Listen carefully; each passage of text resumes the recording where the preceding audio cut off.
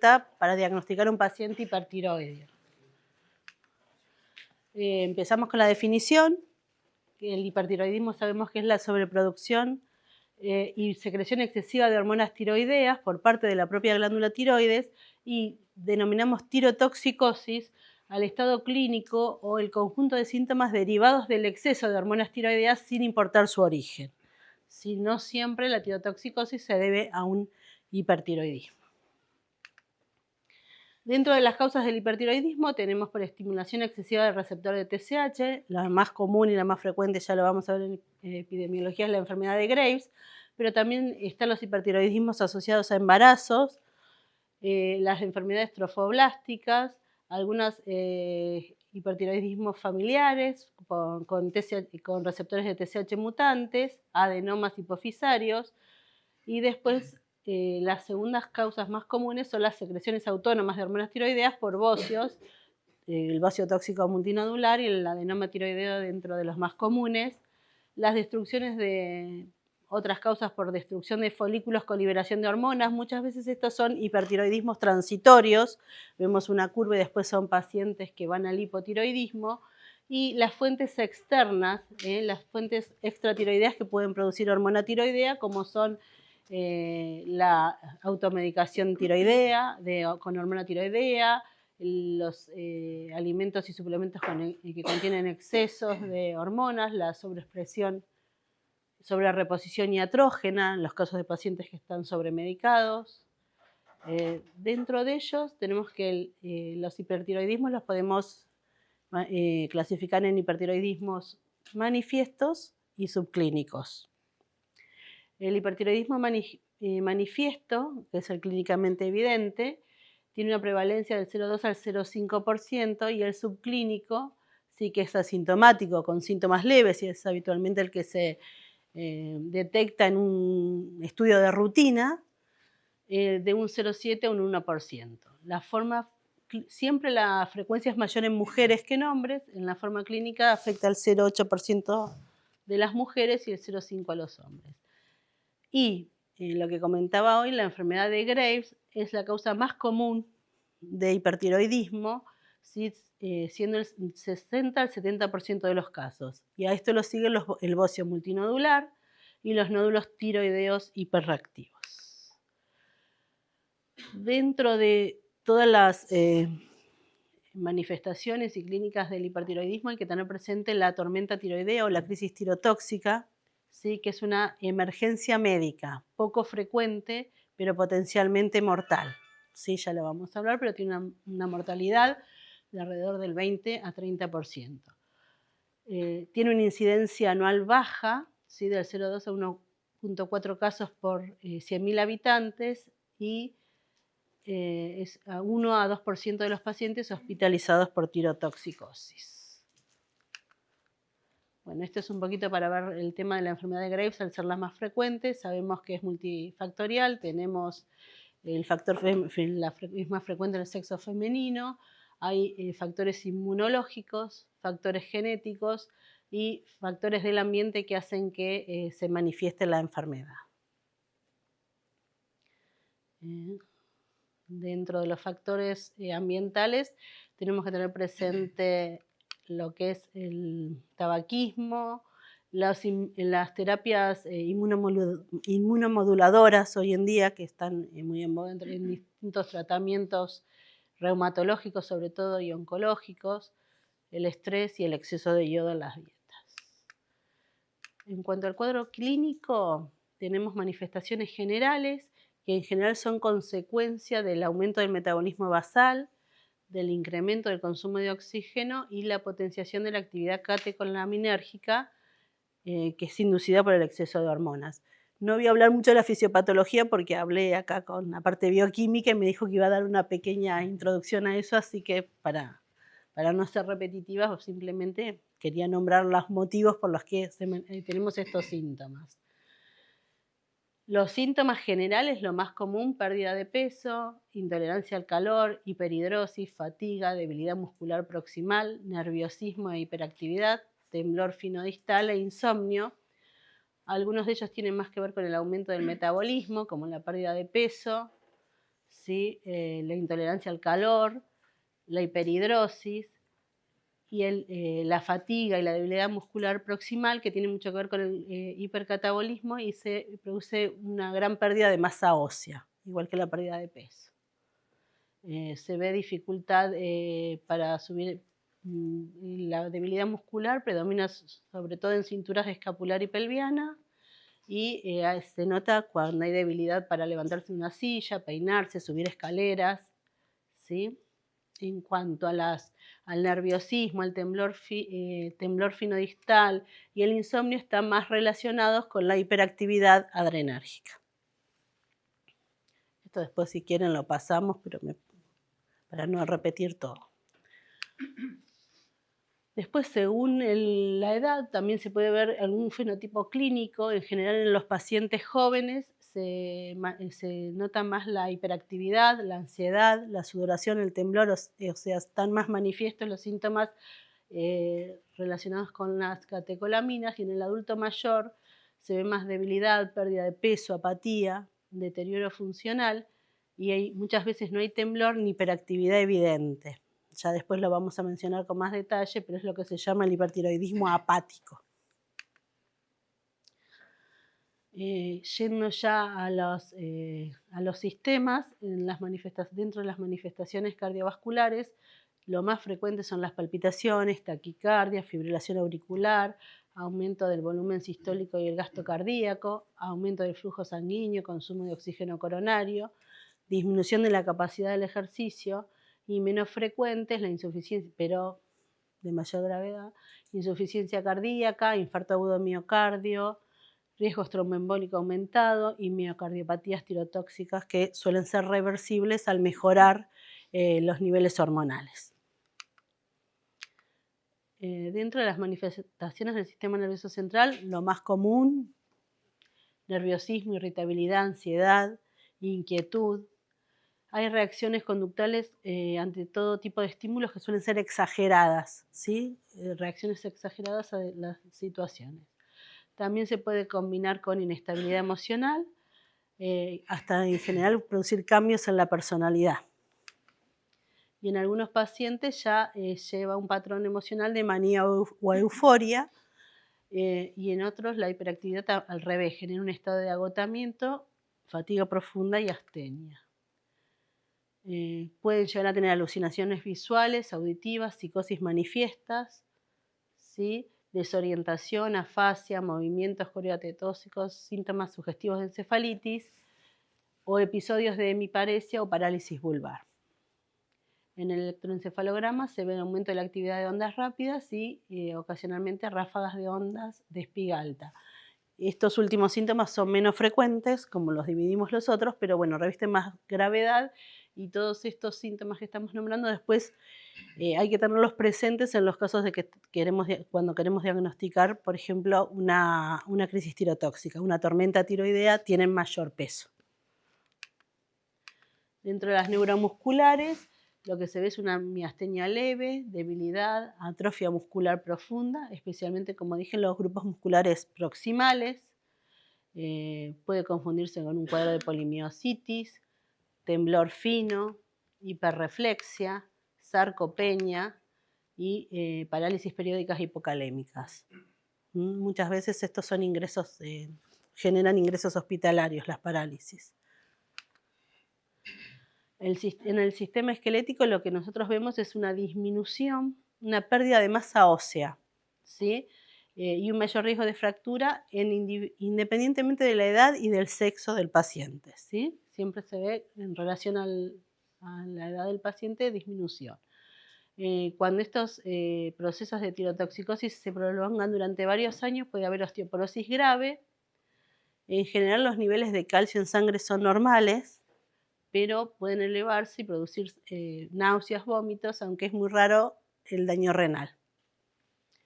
Y después, lo que se ve también, que se puede ver excreción aumentada de calcio de forma fecal y urinaria, pero con poca frecuencia de cálculos renales. Entre las manifestaciones cutáneas tenemos la intolerancia al calor, la diaforesis, se ve que las manos están eritematosas, calientes, hay hiperhidrosis, eritema, prurito. El vitiligo es una manifestación que se puede ver también asociada a los pacientes con enfermedad de Graves, ¿sí? Está más relacionado con lo que es autoinmunidad. Después hay onicolisis, adelgazamiento del cabello y mixedemas. Sí. ¿Qué no se ve? Sí, pero conectada.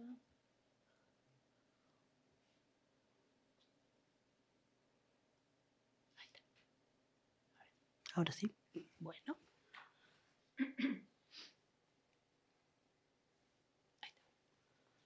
Bueno, acá. Salimos del hueso, vamos a la sangre. Sistema hematológico.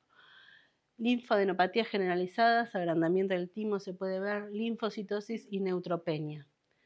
La pancitopenia es poco frecuente, pero se puede ver y hay que diferenciarla de lo que es de la del tratamiento oncológico. El del tratamiento farmacológico, no oncológico. El tratamiento farmacológico, hay que tener en cuenta que el metimazol también puede generar una neutropenia, entonces siempre es importante tener estos valores y también cuando vamos a empezar con ese tipo de tratamientos, evaluar de acuerdo al nivel de neutrófilos que tiene, si va a ser el tratamiento adecuado e irlo controlando. En estos casos, cuando la neutropenia es por la tirotoxicosis, al mejorar los niveles de T4 y T3 libre, mejora la neutropenia, ¿sí? Estados de hipercoagulabilidad leve y prolongación del tiempo de protrombina y elevación de varios factores de coagulación, como habíamos dicho. Bueno. No importa, me doy vuelta.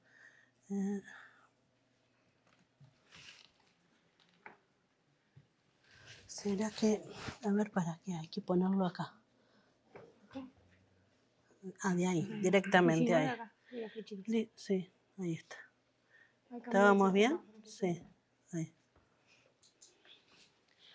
El sistema gastrointestinal, pérdida de peso, náuseas, vómitos, dolor abdominal, diarrea, esteatorrea, acloridia en 40% de los casos y en alrededor del 55% se pueden presentar algunas anomalías en los análisis. La elevación de la fosfatasa alcalina es la más común, hay que tener en cuenta a veces que cuando se mide fosfatasa alcalina también se está midiendo la ósea, además de la hepática, y bueno, por este mismo pérdida de masa ósea que genera, se suele ver bastante más aumentada. Después también podemos ver hipoalbuminemias, elevación del tiempo de protrombina, elevación de las aminotransferasas, hiperbilirrubinemia y elevación de la LDH, ¿sí? El hígado puede estar palpable independientemente de la coexistencia de una insuficiencia cardíaca y la ictericia en cuadros de colestasis debido a tirotoxicosis graves. Estos también son algunos síntomas que se tienen presente para el diagnóstico de la tormenta tiroidea. En cuanto al sistema reproductivo femenino, tenemos que tener en cuenta que hay una disminución del volumen de la menstruación y en algunos casos amenorrea. Y, puede llevar a hiperprolactinemia, se puede observar hiperprolactinemia asociada. En algunos casos una insuficiencia ovárica prematura.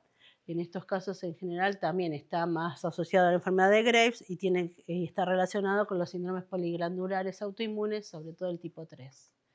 La fertilidad está disminuida, pero se producen embarazos y en estos casos puede haber aumento de la incidencia de abortos espontáneos, partos prematuros, preeclampsia e insuficiencia cardíaca gestacional, como así también en casos en los que la mujer no logra mejorar los niveles de hormona tiroidea materna o tiene títulos muy elevados de anticuerpo, puede haber tirotoxicosis fetal con supresión de la TSH, menor peso y hasta muerte fetal. En el hombre lo que se ve, bueno, hay una conversión periférica aumentada de testosterona y androstenediona en estrona y estradiol, lo que lleva en hombres muchas veces a tener valores de estradiol más elevados. Esto lleva a poder presentar ginecomastia, disfunción eréctil, pérdida de la libido y bajo recuento espermático. Voy a hablar un poquitito de situaciones especiales. El hipertiroidismo en el adulto mayor, que un poquito anticipé cuando hablé de los fenotipos del hipertiroidismo, pero hay que tener en cuenta que en el adulto mayor suelen presentarse hipertiroidismos que se denominan apáticos, en los que están ausentes los síntomas y signos típicos que reflejan la activación simpática, o sea, solo se ve más el aumento de del gasto cardíaco, del hipermetabolismo, entonces suelen predominar los signos y síntomas cardiovasculares. Puede haber más fatiga, anorexia, pérdida de peso, apatía, agitación, deterioro cognitivo. Y también hay que tener en cuenta algunos síntomas inespecíficos como la debilidad muscular, vómitos persistentes, hipercalcemia y algún empeoramiento de la osteoporosis. Después las manifestaciones oftálmicas, que cuando un paciente tiene hipertiroidismo y manifestaciones oftálmicas sugieren fuertemente enfermedad de Graves. Los hallazgos más comunes son la retracción palpebral, el exoftalmos, diplopía, edema periorbitario. Estos son algunos ejemplos. Puede incluso haber estrabismo por compresión de los músculos, puede haber proptosis. Y puse esta escala, que me parece que es la escala No-Specs, que lo que nos sirve es para clasificar la severidad del exoftalmos, de la oftalmopatía de Graves, que va de 0, que no tiene síntomas y signos, a el 6, en que hay directamente pérdida de la visión debido a la compresión del nervio óptico. Y ahí va toda la escala, ¿no? En el 1 solo hay signos y no hay síntomas. En el 2 ya hay edema conjuntival y palpebral. El 3 ya hay proptosis y así hasta generar la compresión del nervio óptico, que es una urgencia oftalmológica. Y la crisis tirotóxica, que la había mencionado anteriormente, o tormenta tiroidea, que es un síndrome agudo que pone en peligro la vida y está causado por una exacerbación de la tirotoxicosis.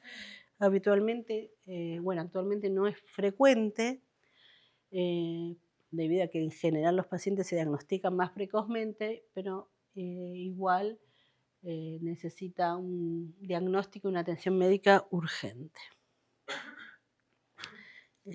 En estos casos requieren internación en cuidados intensivos y se estima que es un porcentaje del 1 al 2% de los pacientes con tirotoxicosis, ¿sí? Los que van a desarrollar esto, y tiene un poco que ver con el no diagnóstico o el no seguimiento del tratamiento hoy en día. Es raro que un paciente que nunca fue diagnosticado llegue con una crisis tirotóxica a un hospital. Y como comentaba, la mortalidad sin un tratamiento adecuado y rápido puede oscilar entre un 20 y un 30%. Esta es la escala de la Sociedad Japonesa de Endocrinología para hacer el diagnóstico o para ponerle el título de una crisis tirotóxica a un paciente y no decir que está solo con una tirotoxicosis internada.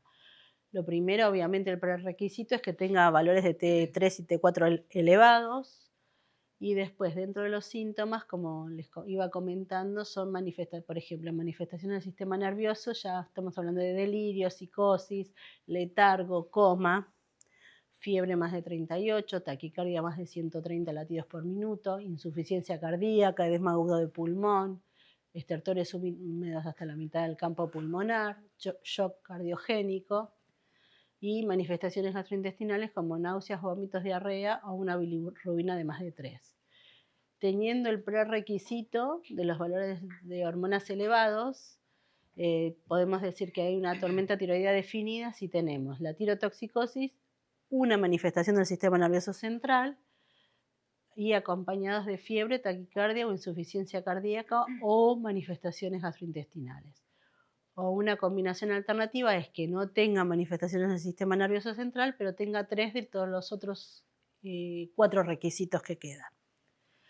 Y es sospechada la tormenta tiroidea cuando tenemos la tirotoxicosis con por lo menos 2 de los síntomas arriba referidos o que el paciente cumpla el diagnóstico de tormenta tiroidea definida, pero que no podamos medir, no tengamos la opción de poder medir T3 y T4. A nosotros no nos pasa habitualmente, pero en algunos lugares puede llegar a pasar. Y importante la aclaración es que todos estos síntomas que estuve mencionando no tengan una patología de base conocida. Por ejemplo, un paciente que ya tiene un diagnóstico de una patología psiquiátrica o fiebre que se le haya detectado alguna o alteraciones respiratorias que se le haya diagnosticado alguna neumonía o algún otro tipo de patología. Entonces hay que descartar alguna otra causa de los síntomas. Creo que como conclusión, cerrando, porque esto era todo clínica. Para los endocrinólogos es un poco repetitivo, pero bueno, era como para ponernos un poquito en tema. El hipertiroidismo, como conclusión, tenemos que el hipertiroidismo constituye un síndrome clínico multisistémico cuya expresión refleja la acción generalizada del exceso de hormona tiroidea sobre el metabolismo, sistema cardiovascular, el músculo y el sistema nervioso. Las manifestaciones generales representan la traducción clínica del estado hipermetabólico y de la mayor sensibilidad adrenérgica inducida por la triiodotironina.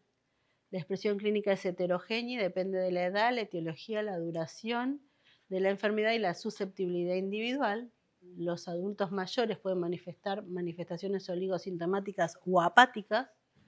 Y como recordatorio, que reconocer tempranamente las manifestaciones generales del hipertiroidismo no solo permite orientar el diagnóstico etiológico, sino también prevenir complicaciones potencialmente graves y optimizar el abordaje integral del paciente. Y listo, ya.